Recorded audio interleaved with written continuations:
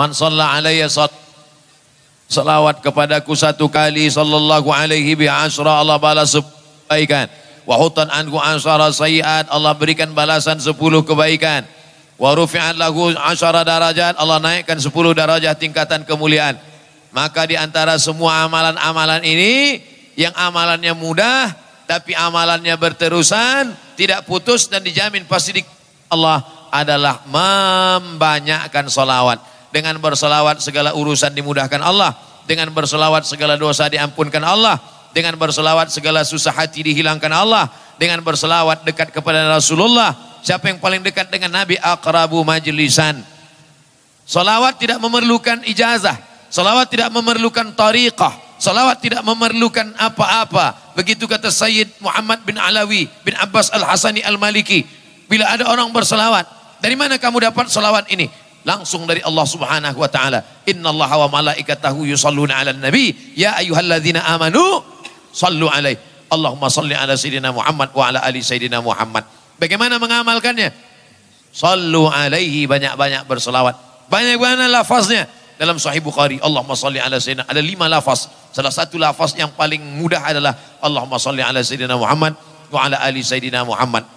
Oleh sebab itu maka amalan, Aisyah datang bertanya kepada Rasulullah, wahai Rasulullah, apa amal yang paling afdal? Adwamuha wa in qalla, sikit tapi berketerusan. Maka amal ini sikit tak berat, sedekah berat, tahajud berat, banyak selawat. Tapi bukan maknanya selepas berselawat tak lagi bersedekah dan tak tahajud. Tahajud tetap, sedekah tetap, tapi tetap banyakkan amalan harian-harian dengan berselawat. Allahumma shalli ala sayyidina Muhammad, Allahumma shalli ala sayyidina Muhammad wa ala ali sayyidina Muhammad. Wallahu a'lam bishawab. Ustaz, yang terakhir insya-Allah pada malam ini, disebabkan di hadapan ini ramai anak-anak muda, pemuda, mungkin Ustaz boleh ceritakan kesan kejatuhan Khilafah Turki Utsmaniyah secara ringkas dan sehingga akhirnya kesan hari ini yang diisytiharkan oleh Presiden Amerika Donald Trump untuk deal of the century di bumi Palestin. Bagaimana untuk kita berperanan di bumi Malaysia ini? Wallahu a'lam.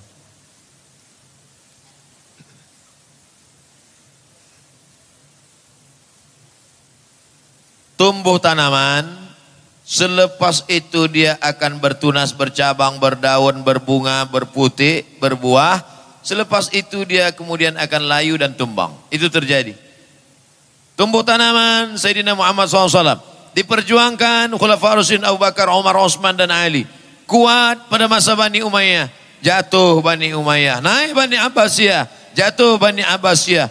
Islam tetap besar, hebat sampai kepada Mesir, jatuh, berkuasa pula 700 tahun di Andalusia, jatuh di Eropa Barat, muncul di Eropa Timur Muhammad Al-Fatih sampai akhirnya pada tahun 1923 ditumbangkan oleh Mustafa Kemal Atatürk. Mustafa Kemal Atatürk, dulu ada sahabat saya masa belajar kuliah, orang Turki, kata dia Mustafa Kemal Atatürk itu makamnya di atas tanah, sakaratul mautnya 6 bulan tak mati-mati. Lalu kemudian makamnya di atas tanah, bukan di dalam tanah, di semen di atas tanah, di Ankara. Oleh sebab itu maka bagaimana bisa jatuh? Akibat umat Islam lemah, berpecah belah, sibuk dengan masalah khilafiyah. La tanaza'u, jangan kamu bertikai, berkonflik, berpecah belah. Fatabshalu, kamu akan gagal. Wa tadhhaba rihukum, kehilangan semangat. Oleh sebab itu belajar dari Turki Utsmani supaya Islam tetap kokoh, tetap kuat, tetap jaya. Itu menunjukkan istana-istana yang megah di Topkapi yang ada di Istanbul, yang begitu hebatnya temboknya, 35 hektar, dikuasai beratus tahun. Di dapurnya aja, tukang masaknya aja 1000 orang. Bayangkan, begitu hebatnya. Hancur, berkeping, tumbang. Itu menunjukkan bahwa kekuatan binaan, kekuatan istana, kekuatan tidak kuat. Yang kuat adalah orangnya mesti dikuatkan. Manusianya, orang-orang yang bertakwa, orang-orang yang hebat, orang-orang yang punya kemauan yang kuat, orang-orang yang mujahid fisabilillah. Oleh sebab itu caranya adalah tidak lain, tidak bukan menanamkan akidah, dikuatkan bahwa hidup ini kita tidak terlena dengan dunia. Kata Nabi SAW, sampai masanya nanti kamu akan seperti makanan di atas meja makan. Yang satu menarik kakinya, yang satu menarik kepalanya, yang satu menarik dadanya. Aqillatun nahnu yauma idzin ya Rasulullah. Apakah saat itu kami sedikit ya Rasulullah? Bal antum katsirun. Jumlah kamu banyak. lakinnakum ghusaun ka ghusa'is sail, tapi kamu seperti buih di tengah lautan yang tak ada kekuatan.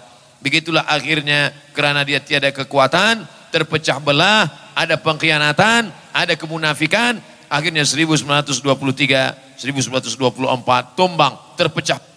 Maka kuasai Turki Utsmani itu dulu, sekarang berapa? 42 negara.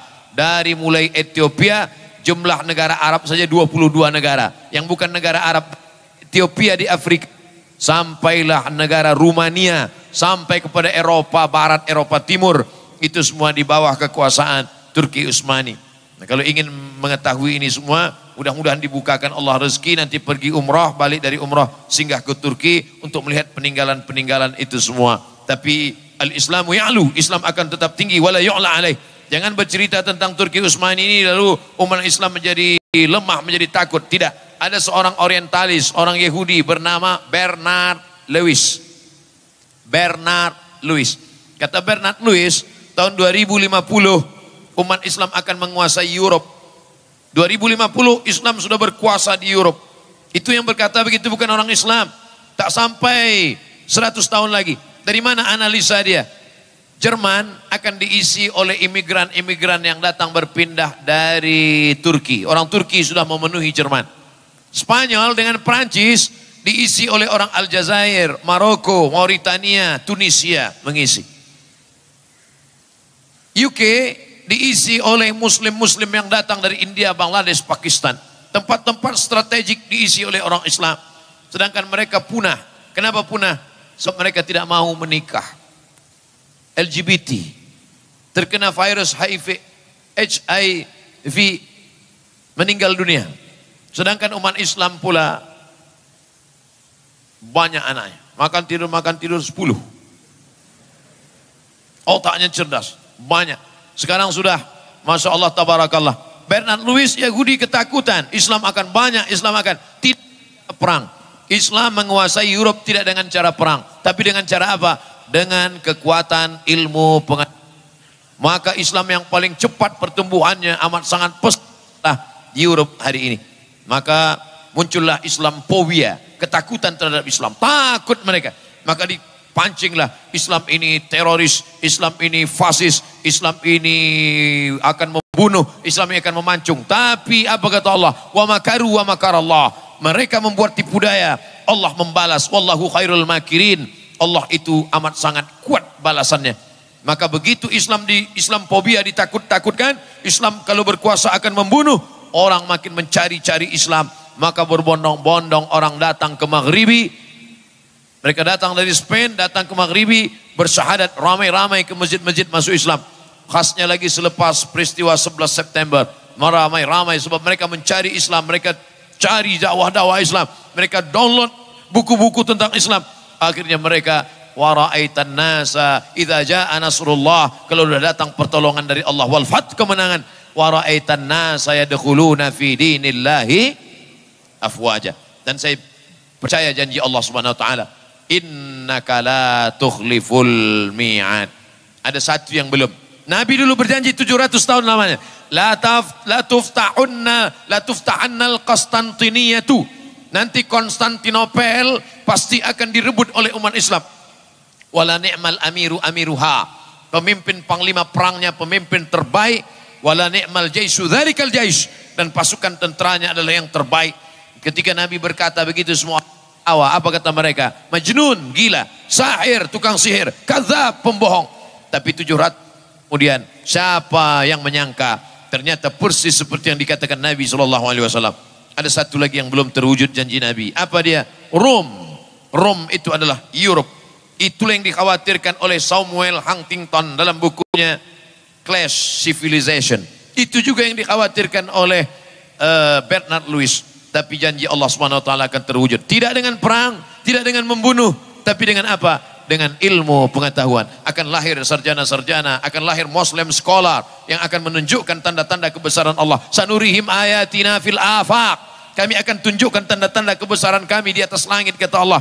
Wa fi anfusihim, bahkan dalam diri mereka, hatta yatabayyana lahum annahul haq. Sampai nyata bahwa janji Allah itu akan benar, janji Allah itu akan terwujud.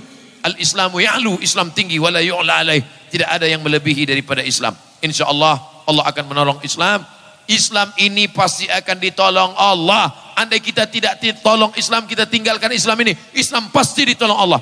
Yang jadi masalah adalah apakah kita masuk dalam catatan para penolong-penolong Islam. Intan surullah. Faiz qala Isa bin Maryam lil awariyin, ketika Isa berkata kepada awariyin, man ansari ilallah, siapa yang menolong aku menegakkan agama Allah? Qala al awariyun berkata, nahnu ansarullah, kami yang akan menolong agama Allah. Sekarang saya bertanya, ingatlah ketika Abdul Somad berkata kepada penuntut-penuntut di kuis, siapa yang akan menolong agama Allah?